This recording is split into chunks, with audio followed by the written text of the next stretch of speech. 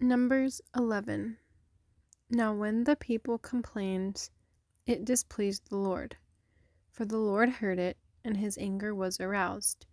So the fire of the Lord burned among them and consumed some in the outskirts of the camp.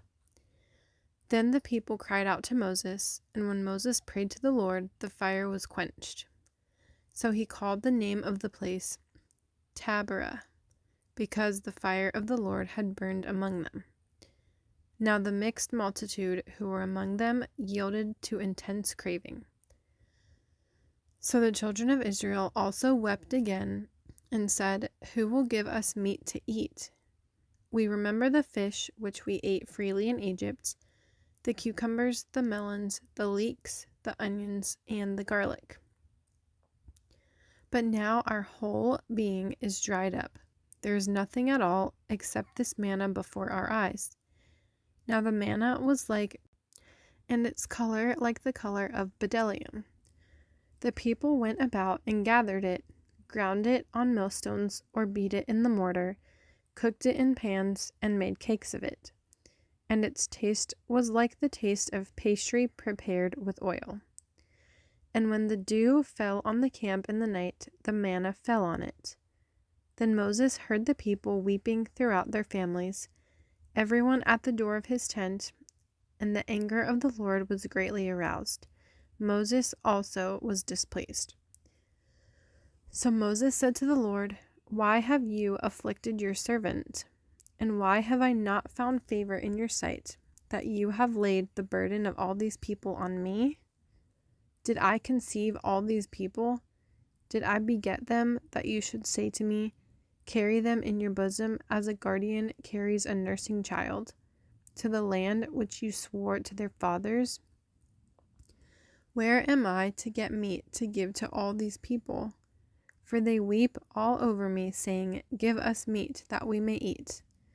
I am not able to bear all these people alone, because the burden is too heavy for me. If you treat me like this, please kill me here and now, if I have found favor in your sight, and do not let me see my wretchedness." So the Lord said to Moses, "Gather to me 70 men of the elders of Israel, whom you know to be the elders of the people and officers over them. Bring them to the tabernacle of meeting, that they may stand there with you. Then I will come down and talk with you there. I will take of the Spirit that is upon you, and will put the same upon them. And they shall bear the burden of the people with you, that you may not bear it yourself alone. Then you shall say to the people, 'Consecrate yourselves for tomorrow, and you shall eat meat. For you have wept in the hearing of the Lord, saying, Who will give us meat to eat? For it was well with us in Egypt. Therefore the Lord will give you meat, and you shall eat.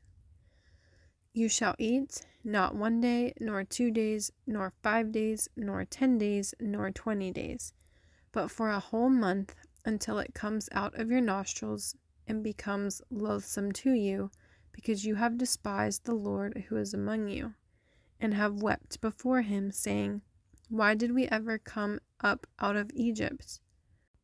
And Moses said, The people whom I am among are 600,000 men on foot.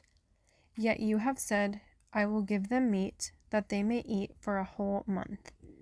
Shall flocks and herds be slaughtered for them to provide enough for them?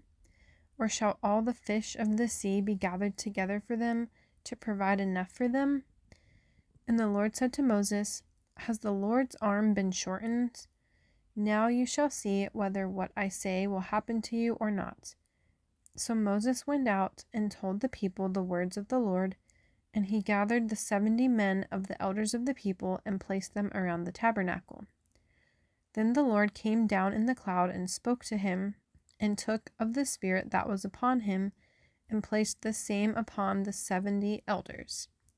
And it happened, when the Spirit rested upon them, that they prophesied, although they never did so again.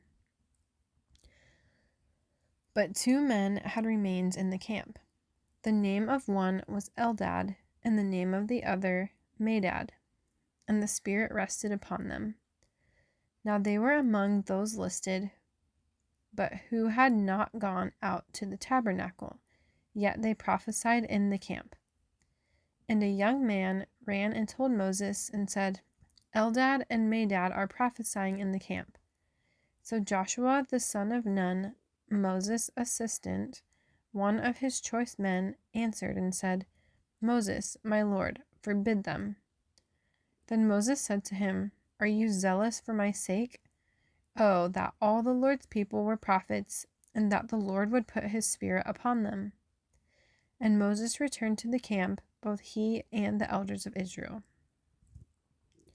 Now a wind went out from the Lord, and it brought quail from the sea and left them fluttering near the camp, about a day's journey on this side and about a day's journey on the other side, all around the camp, and about 2 cubits above the surface of the ground. And the people stayed up all that day, all night, and all the next day, and gathered the quail. He who gathered least gathered 10 homers, and they spread them out for themselves all around the camp. But while the meat was still between their teeth, before it was chewed, the wrath of the Lord was aroused against the people, and the Lord struck the people with a very great plague. So he called the name of that place Kibroth Hattaavah, because there they buried the people who had yielded to craving. From Kibroth Hattaavah, the people moved to Hazeroth and camped at Hazeroth.